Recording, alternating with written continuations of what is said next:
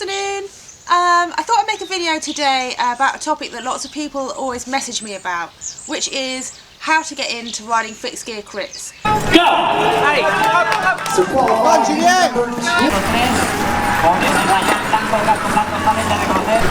Allez Marco, c'est bien Marco! Seems like there's a lot of people who like the look of riding fixed gear crits, but they just don't know where to start, so I thought I'd make a video that answers some of those questions and hopefully points you in the right direction. Let's begin with the basics. Your bike. I'm assuming that if you're asking me about racing fixed gear crits, you're going to have a fixed gear bike. Now, not all bikes are created equal. You might find that some that are sold for, fixie riding in the city are slightly different geometry for what you might want to race on. It can be a little bit too slack, a bit more like a road bike. Personally, I would... I'll try and ignore Sid. He clearly wants to be in the video.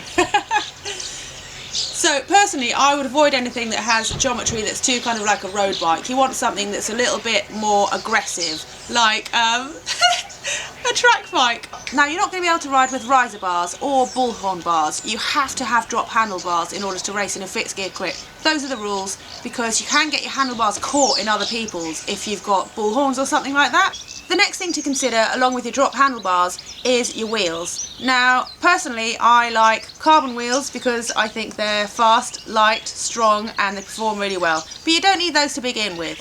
What you can't use is a tri-spoke or another cat. You can't use a tri-spoke or a disc wheel or anything like that. You could start out with something like a Mavic Ellipse and then move on to something a bit higher spec if you decide that fixed gear crit racing is for you.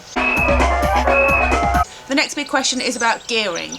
Now, people often wonder where they should begin, and I would say that 48, 14 or 49, 15 might be a good place to begin. You're going to want to experiment with different gears before you get to your first fixed gear crit.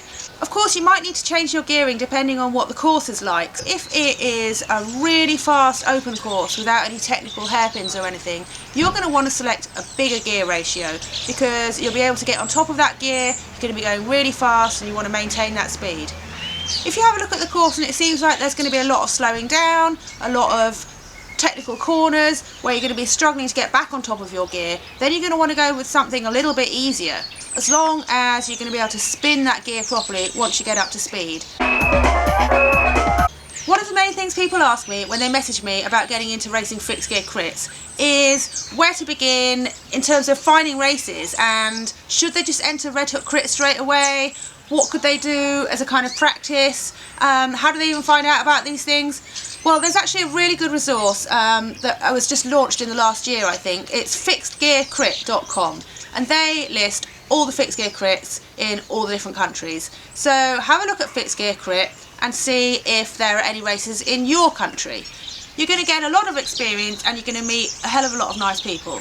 The fixed gear crit scene is really friendly, so if you're feeling at all nervous, just get down there, meet a few people, just talk to people. You're worried about your gear ratio? Ask them. I would say that going straight into Red Hook Crit without any experience of racing is going to be really challenging.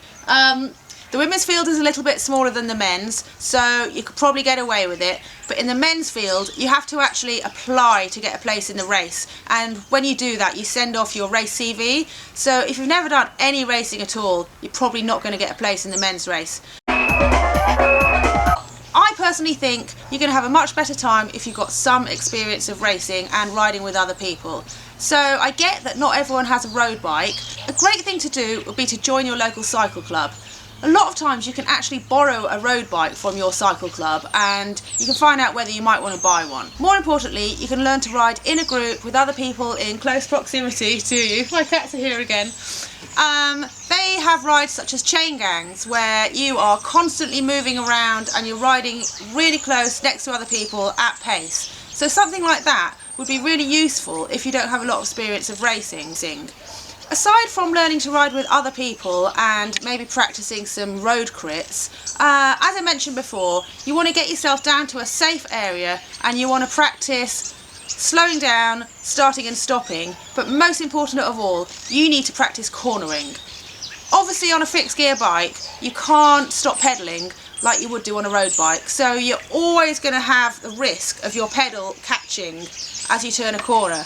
So I would suggest you go to a closed circuit track or somewhere where it's safe and you're allowed to ride, and practice taking those corners at speed and see just how much you can tilt the bike without catching your pedal as you go through. Just do the corners again and again and again. Work on your line in and out of the corner. Practice sprinting out of the corner. Practice sprinting up to the corner, then slowing down quickly. These are all the skills you're going to really need in a fixed gear crit. Along with the training that you're going to do on your track bike, you know, in terms of cornering, slowing down, sprinting, that sort of thing. Obviously you're going to want to look at your fitness as well, but that's a whole nother video. All I will say is you need to do some interval training, and if you're new to racing, then it's pretty eye-opening when you discover how hard you have to go in order to train effectively, and also how hard you can go. You know, I realised how much harder I could push when I was training, when I first started training with a heart rate monitor, for instance, and I realised that at first I wasn't even trying that hard. So probably best to do some really hard efforts in training rather than just turning up to a race and being like, oh my god! The next thing that's worth mentioning is safety. Now, one of the biggest problems with fixed gear crits is people entering who haven't got used to riding a track bike at speed without a brake. So this is the most important thing you need to do. You need to practice slowing down and stopping on a fixed gear bike. Now, I would suggest that you go to somewhere that you're allowed to do this. A lot of places you're not allowed to ride on the streets without a brake, without a handbrake.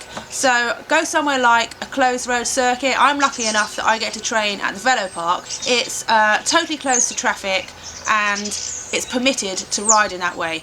So you want to take your fixed gear bike down there and practice stopping and slowing down. This is the most important thing, okay? So I hope that's given you a bit of an overview of how to get into racing fixed gear crits. I would say that if you're even considering it, just do it. It is so much fun and it's the best decision I ever made to start racing. So enjoy. And if you have any questions, ask me below. Cheers!